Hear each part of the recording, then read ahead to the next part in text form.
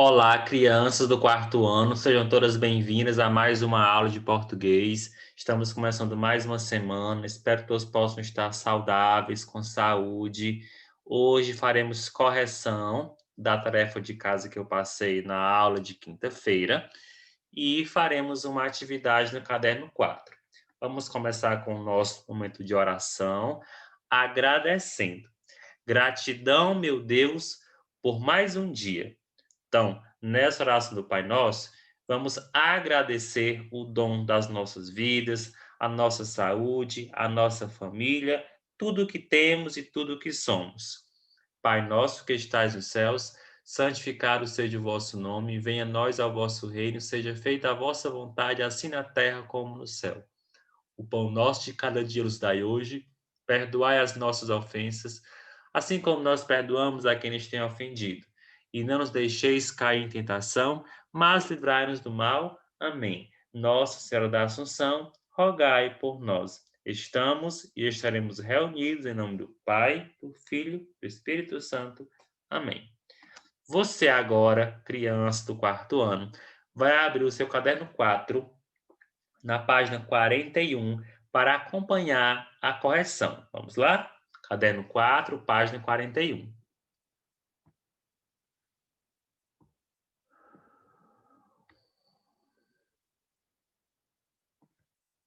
Já estou com o meu material em mãos, certo? Caderno 4, página 41.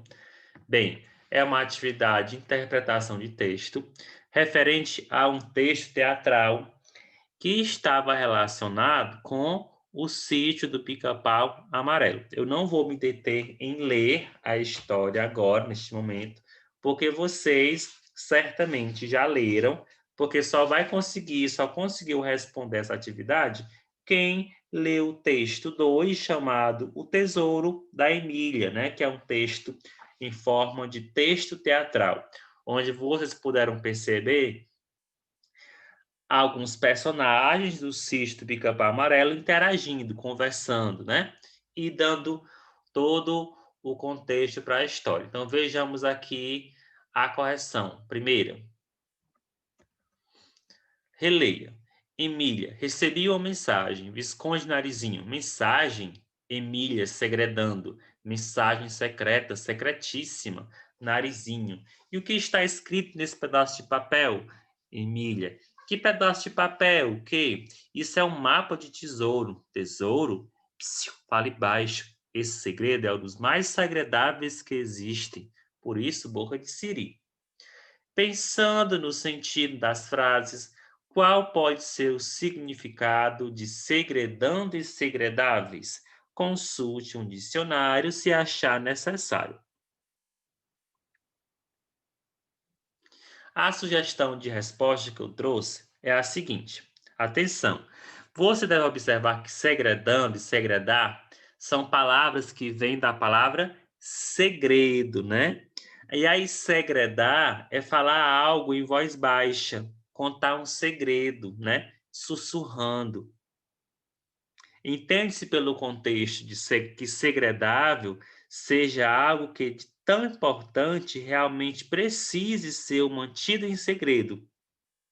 Então, nós podemos imaginar que segredando é contar um segredo em voz baixa, sussurrando, só para aquela pessoa ouvir, e segredáveis pelo contexto onde for usado na fala da personagem da história, significa dizer que é algo muito importante e que deve ser mantido em segredo, tá bom? Então, se você colocou sua resposta mais ou menos parecida com essa que eu acabei de falar, ótimo. Se não, ou se não respondeu ainda, aproveite este momento para fazer a sua resposta, tá bom? Dando continuidade, na letra B nós temos o seguinte: as palavras segredar e segredável são da mesma família. Qual das palavras do quadro deu origem a elas? Nós temos secretário, segredo, social, secreto e agradável. Dessas palavras, quais formaram segredar e segredável? É a palavra segredo, tá bom? Então, segredo é a resposta da letra B. Letra C. Uma dessas palavras foi inventada pela boneca Emília. Qual delas? Segredando ou segredáveis? A palavra que foi inventada pela Emília foi segredáveis, tá bom? Segredáveis. Letra D. Na última fala do trecho acima, Emília pede ao Visconde que faça boca de siri. O que quer dizer essa expressão? Vocês já devem ter escutado algumas vezes alguém falar: ei, boca de siri. O que é que isso quer dizer? Para a pessoa ficar quieta, né? Ficar calada, não comentar nada a respeito daquele assunto. Então, fazer boca de siri é ficar quieta, ficar de boca fechada, ficar calado, não falar nada. Bom? Passando adiante, na página 42, nós temos a próxima questão. Releia a fala de Emília no trecho. Emília, a minha canastrinha tinha um forrinho de veludo vermelho que já estava bem puidinho. Aí eu pensei, vou trocar esse veludinho velho da minha canastrinha por um paninho de estrelinhas que a vovó me deu. Lindo, lindo. Eu comecei a tirar o veludinho velho e qual não foi minha surpresa ao ver bem no fundinho da canastrinha este pedacinho de mapa. Mapa de tesouro autêntico. Escreva as palavras que estão no diminutivo. Quais são elas? Canastrinha, né, que aparece 3 vezes. Forrinho, puidinho, veludinho, que aparece 2 vezes. Paninho, estrelinhas,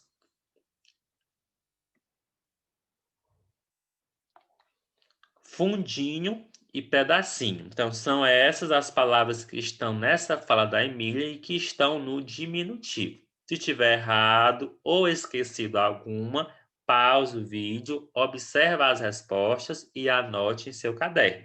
Canastrinha, forrinho, puidinho, veludinho, paninho, estrelinhas, fundinho e pedacinho.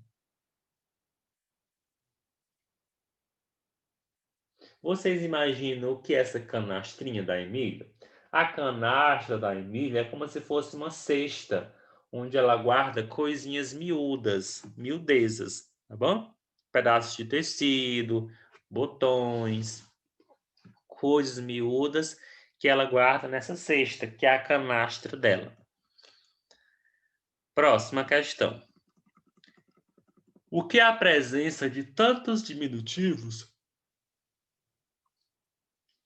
nessa fala da Emília indica? Marque com X as opções corretas.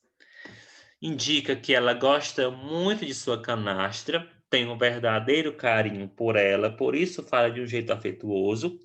Então, sim, para marcar o primeiro quadrinho. Ela está falando com bebês e crianças pequenas? Não. Ela tem um jeito um pouco exagerado, até engraçado, de se expressar, de mostrar seu carinho pela canastra. Então, na letra B, é para marcar o primeiro quadrinho e o terceiro quadrinho. Questão 3. Releia. Pedrinho. Tesouro no sítio? Essa é boa. E onde foi a senhorita Emília? E onde foi que a senhorita Emília encontrou tal mapa? Nessa fala, parece que Pedrinho acredita no que Emília está dizendo. Justifique sua resposta.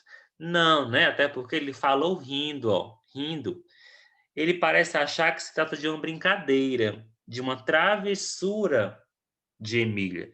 Então, Pedrinho não acreditou no que a Emília estava falando, achou que era mais uma das suas travessuras ou brincadeiras ou até mesmo histórias que a Emília costumava sempre inventar, tá bom? Então, a resposta é não, porque ele achava que se tratava apenas de mais uma brincadeira da Emília. Se estiver atrasado, pausa, corrige e depois dê prosseguimento, tá bom?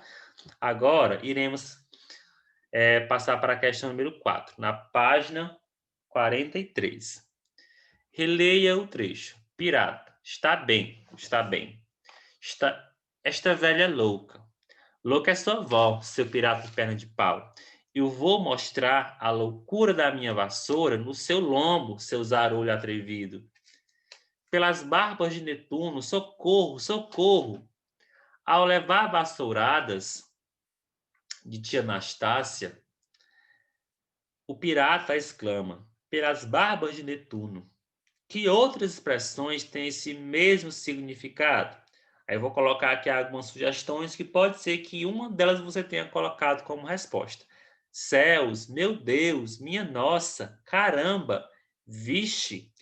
Todas essas interjeições são exemplos de palavras, expressões que indicam espanto, surpresa, que é o sentido que o pirata usou quando falou pelas barbas de Netuno, né? Ele ficou surpreso, ficou espantado. Então, que outra expressão ou que outras expressões também têm esse mesmo sentido? Ó céus, meu Deus, minha nossa, caramba, vixe. Então, coloque alguma dessas, tá bom? Caso não tenha colocado ainda, coloque agora.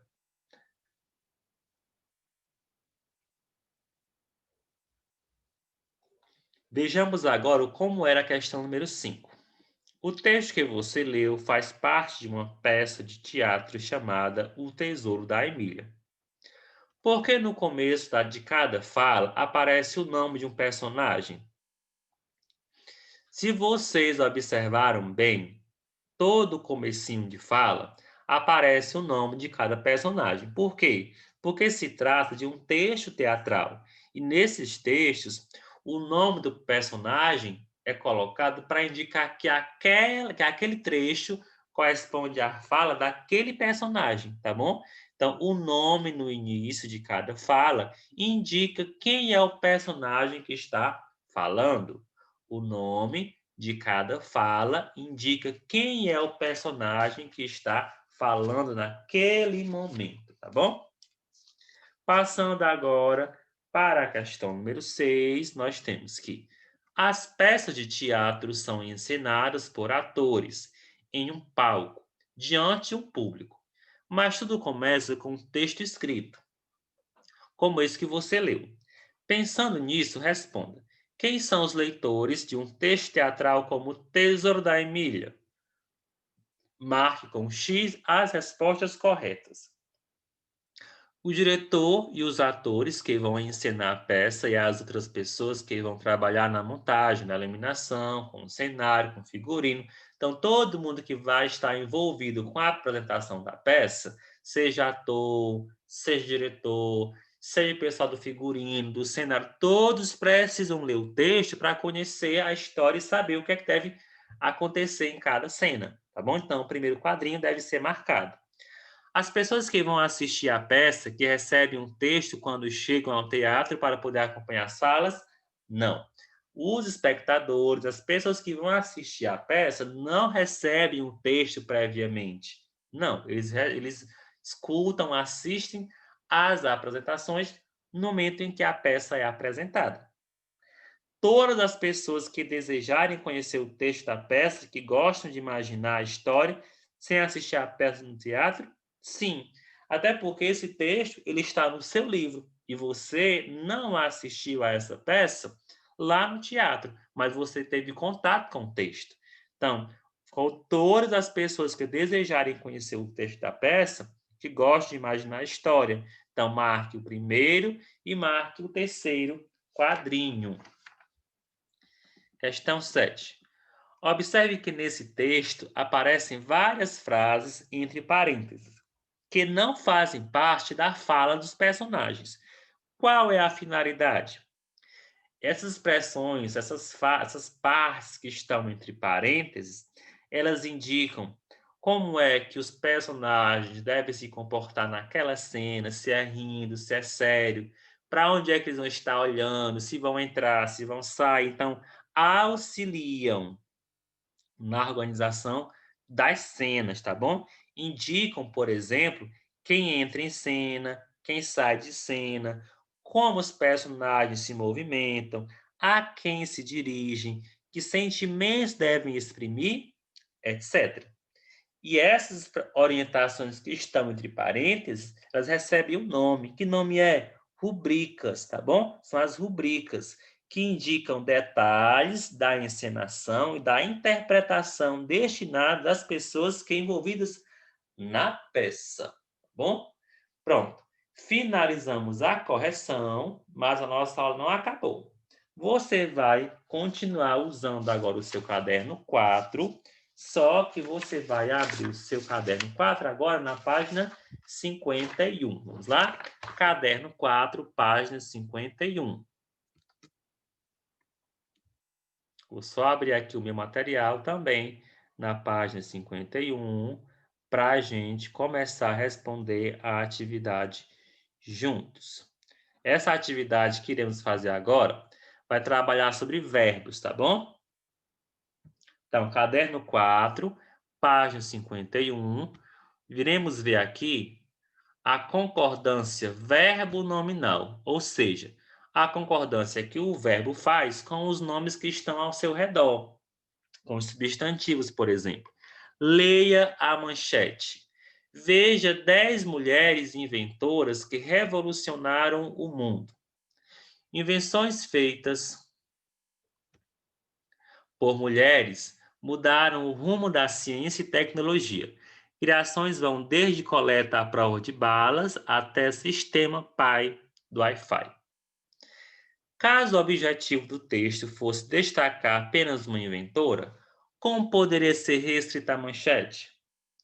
Então, observe aqui, pessoal, que esse título, que é a manchete de um jornal, faz referência a 10 mulheres. É por isso que o adjetivo inventoras ficou no plural e o verbo também revolucionaram também foi para o plural. Mas se a manchete quisesse falar apenas de uma mulher inventora, como é que ficaria a manchete? O que é que você acha? Ficaria assim, ó.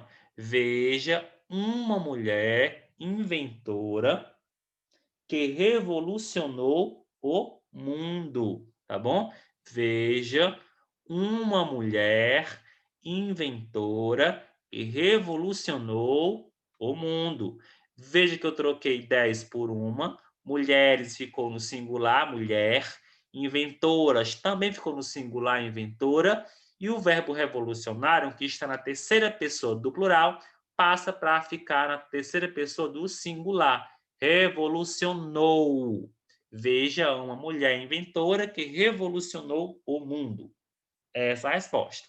Você pode pausar o vídeo agora, anotar a sua resposta e depois dar prosseguimento. Combinado?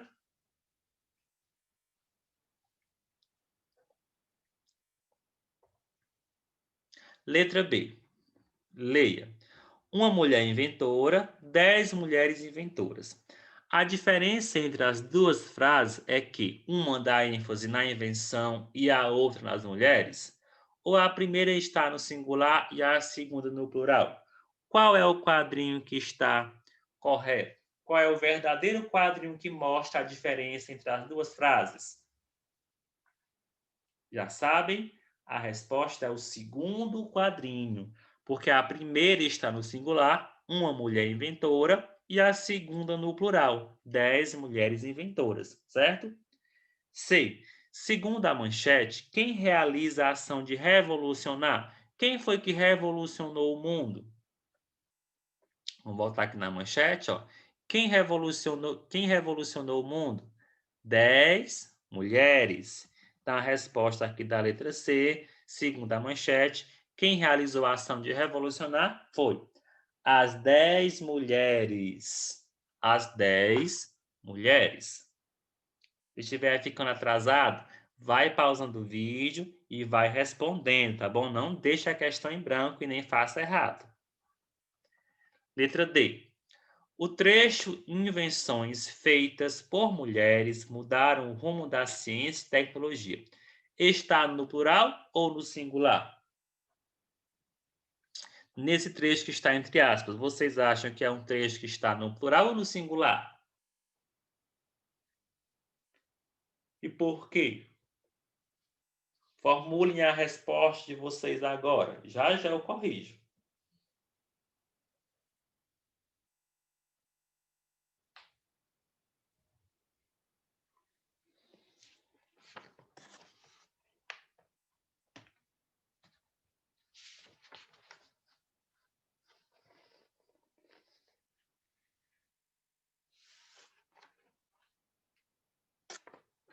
Bem, pessoal, essa frase ela está no plural, porque ó, se você observar, nós temos aqui ó, invenções no plural, feitas no plural, mulheres no plural e mudaram também no plural.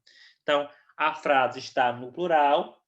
Por quê? Porque apresenta palavras no plural, como invenções, como o verbo feitas, como o verbo mudaram, tá bom? Então a resposta é plural. Aí você coloca que existem palavras que estão no plural, como os verbos e os substantivos. Verbos feitas e mudaram, e os substantivos invenções e mulheres. Letra E. Identifique o verbo da frase destacada em D e responda. Com que palavra ela concorda? Qual é o verbo? Identifique o verbo da frase destacada em D. O verbo, pessoal, que nós vamos procurar aqui na letra E para responder é o verbo mudaram, tá bom? O verbo é mudaram. E o verbo mudaram está concordando com qual palavra? O que foi que mudou? Mudaram o rumo da ciência. O que foi que mudou o rumo da ciência? Pense aí, o que é que está mudando o rumo da ciência? Será que é a mulher ou será que são as invenções? São as invenções. Então, o verbo aqui que você vai colocar é o verbo mudaram, que concorda com a palavra invenções. Anote agora no seu caderno. Verbo mudaram, que concorda com invenções. Inventar, aliás, mudaram, que concorda com invenções. Mudaram, concorda com invenções. Passando adiante agora para a página 52, vejamos a próxima questão. Leia. Os verbos concordam com o sujeito a que se referem. Releia o trecho da resenha estudado neste capítulo. A trama apresenta a história de Fernandinho, um garoto que, com a perda da mãe e a ausência do pai, sempre ocupado com o trabalho, acaba se tornando bagunceiro e solitário. No trecho, o verbo apresenta está no singular ou no plural? Está no singular. Muito bem. Quem marcou singular? Ótimo. B. Se trocássemos a palavra trama por tramas, o verbo também deveria ser alterado? Explique. Vejamos. As tramas apresenta, ou seria as tramas apresentam. Se você trocar trama por tramas, o verbo também vai para o plural, tá bom? Então, se trocássemos a palavra trama por tramas, o verbo também deveria ser alterado? Sim. Ficaria apresentam, né? Como é que o verbo ia ficar? Ficaria apresentam. Resposta é sim. O verbo ficaria apresentam. No plural, apresentam com a M.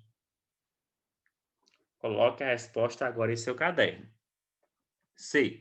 De acordo com o trecho, quem se torna bagunceiro? Vamos lá, voltar no texto. Sempre ocupado com o trabalho, acaba se tornando bagunceiro e solitário. Quem é? O trecho aqui está falando de quem? Está falando do Fernandinho, né? Então, aqui na letra C, quem se torna bagunceiro? Fernandinho. Anote a resposta em seu caderno. Fernandinho. Letra D. Você provavelmente conhece alguém bagunceiro. Leia a primeira frase e, em seguida, complete a frase com o nome da pessoa que conhece e faça as alterações necessárias. Fernandinho acaba se tornando bagunceiro. Agora que você vai escolher alguém que você conhece que faz bagunça. É uma resposta pessoal. Fernandinho e aí você agora escreve o nome de uma pessoa e aqui você vai perceber que o verbo acabar, ele vai ter que ficar no plural. Por quê? Porque vai concordar com as duas pessoas, que é o sujeito composto. Por exemplo, vou aqui pensar no nome Marcelo. Fernandinho e Marcelo acabam se tornando bagunceiros, tá bom? Então, aqui você coloca o nome da pessoa que você quiser, especialmente daquela pessoinha que é bagunceira, né? Que não arruma o quarto, que não arruma a cama, que deixa os brinquedos espalhados, que deixa a toalha molhada em cima da cama. Será que você conhece alguém assim? Você anota o nome da pessoa aqui, tá bom? E coloca aqui o verbo no plural, acabam, com M. Ao acrescentar um nome à frase, o que mais foi alterado? O verbo, né? O verbo foi para o plural. Porque aqui o verbo acabar, ele precisou concordar com os dois nomes, Fernandinho e Marcelo, que foi o meu exemplo. Fernandinho e Marcelo acabam se tornando bagunceiros. Então, ao acrescentar o nome à frase, o que é que foi alterado? O verbo. O verbo foi para o plural. Então, fiquem atentos e prestem atenção que os verbos concordam com os sujeitos. Se o sujeito da minha frase é apenas Fernando, Fernando acaba se tornando bagunceiro. Acaba no singular. Se eu coloco duas pessoas no sujeito, Fernando e Marcelo, eu também tenho que colocar o verbo no plural, concordando com os dois. Fernandinho e Marcelo acabam, tá bom? Passando adiante, na página 53, nós temos o seguinte. Agora releia a frase. Os episódios de aventura são tanto quanto repetitivos. A forma verbal são está no plural. Por quê? São é um verbo, que é do verbo ser. O verbo são está no plural por quê, pessoal? Observe o que aqui vem antes, os episódios. Então, o verbo são está no plural porque concorda com a palavra episódios, tá bom? Que é um substantivo que está no plural. Então, a sua resposta deve ser assim. Está no plural porque concorda com o substantivo episódios, tá bom? Concorda com o substantivo episódios que está no plural. Anote em seu caderno. Concorda com o substantivo episódios que está no plural. Letra B. Reescreva a frase trocando a palavra episódios por episódio. Agora você vai reescrever. Tira o S do artigo O, tira o S de episódios. Aí fica o episódio de aventura. E agora? Eu vou deixar o verbo do mesmo jeito? São? Se eu deixar, fica assim. O episódio de aventura são. Correto? Não. O correto é o episódio de aventura é um tanto quanto repetitivo no singular. Tá bom? Então, como é que vai ficar aqui na letra B a resposta? O episódio de aventura é um tanto quanto repetitivo. Formule agora a sua resposta. Anote. Se precisar pausar o vídeo, pausa, anota e depois continue.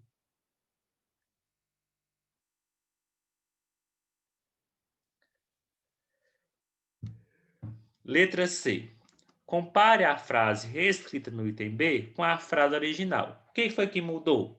Quando você escreveu o episódio de aventura é um tanto quanto repetitivo. Comparando com o trecho original, o que foi que mudou? Vocês devem perceber que as palavras repetitivos, a palavra e o verbo são, né, também foram alterados. A palavra episódios foi alterada, o artigo que estava no plural também foi alterado porque ficou no singular. Então você vai colocar que muitas palavras foram alteradas, né, para que pudessem fazer a concordância correta.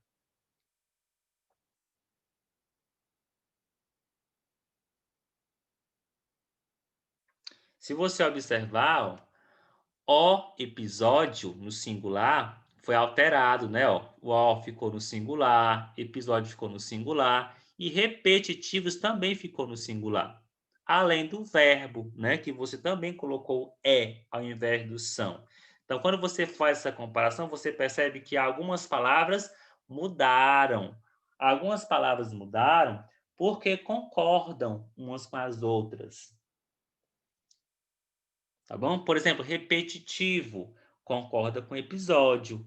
O artigo o, também concorda com episódio. E o verbo são, né? Ficando no singular também concorda com episódio. Então, todas as palavras que mudaram para o singular concordam com a palavra episódio, tá bom? Então, você pode formular agora a sua resposta. Você pode colocar que algumas palavras mudaram para poder concordar com o substantivo episódio. Algumas palavras mudaram para concordar com o substantivo episódio. Passando agora para a questão 5, nós temos: leia as curiosidades sobre invenções mundialmente importantes e crie frases no plural, utilizando a origem do inventor de acordo com o modelo para tanto, use verbos como criar, inventar e produzir. Telescópio. Em 1610, o italiano Galileu Galilei apontava para o céu uma luneta e descobria os 4 maiores satélites de Júpiter. Aí você vai criar agora uma frase usando o verbo criar, ou inventar, ou produzir. Aqui são respostas pessoais, tá bom? As respostas vão variar. Como é que ficaria aqui um exemplo de resposta? Os italianos criaram um telescópio. Você vai ter que deixar a mesma essência, o mesmo objeto criado, no caso aqui o telescópio, tá bom? Usando a origem do inventor de acordo com o modelo. Já que Galileu Galilei é italiano, então você coloca, por exemplo, os italianos criaram o telescópio, já que Galileu Galilei é um italiano que descobriu o telescópio, né? Ele apontou para o céu com uma luneta e, a partir daí, ele e seus amigos italianos criaram um telescópio. Então, exemplo de resposta aqui: os italianos criaram o telescópio. Vejamos aqui as próximas invenções. Máquina de calcular. Em 1623, o alemão Wilhelm Schinckwert montou a primeira calculadora mecânica capaz de somar, subtrair, multiplicar e dividir. Então, você vai usar aqui a origem deles. Se ele é alemão, então é porque ele é da Alemanha, né? Então, os alemães produziram a calculadora. Os alemães produziram a calculadora. Telefone. Em 1876, o escocês Alexander Graham Bell inventou um jeito de transmitir a voz da distância. Então, os escoceses inventaram o telefone. Os escoceses inventaram o telefone. Lâmpada elétrica. Em 1879, o americano Thomas Alva Edison criou a lâmpada com filamentos de carbono incandescente. Então, os americanos criaram a lâmpada elétrica. Os americanos criaram a lâmpada. Volte à questão 5 e, com o auxílio do professor, faça o que é pedido. Circule os verbos e os substantivos a que os verbos se ligam, tanto nos textos como nas respostas. Por que os verbos das respostas ficaram no plural? Por quê? Porque eles concordam com as pessoas que inventaram, né? Concordam com os inventores, com os povos aos quais pertenciam os inventores. Por exemplo, aqui, voltando aqui para este exemplo. O verbo aqui no texto da lâmpada elétrica é criou. Aí você circula. Criou, ó, o americano Thomas Edison criou. Aí você circula. Circula o verbo e o substantivo. O americano Thomas Edison criou. E aqui embaixo na sua resposta, você circula também aqui, ó. Os americanos criaram. Aí você vai perceber que no quadrinho vermelho, substantivo e verbo estão no singular. E em todas as respostas, substantivo e verbo estão no Plural, os americanos criaram. Aqui, os escoceses inventaram. Aqui, os alemães montaram, produziram. E aqui, os italianos criaram, né? Inventaram o telescópio. Aí você circula tanto o substantivo quanto o verbo no singular no quadrinho, como também na resposta. Por exemplo, aqui na resposta, os italianos criaram o telescópio. Você circula italianos e criaram, tá bom? Qualquer dúvida, não entendeu, é só me procurar que eu ajudo vocês a responderem, tá bom?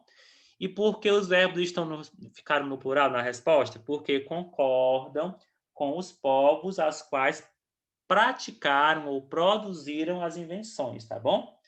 Então, porque os verbos fazem referência aos povos que inventaram cada invenção, cada produto, tá bom? Então, estamos finalizando por aqui. Qualquer dúvida, me procure. Não entendeu, me procure. Pode assistir mais uma vez, realizar a questão que você não respondeu ainda, não deixe a atividade em branco, não é necessário me enviar, até porque a tarefa já foi feita e corrigida nesta aula. Qualquer dúvida, assista outra vez, veja a questão que faltou para você fazer, tá bom? Fiquem com Deus, um forte abraço e até a próxima aula.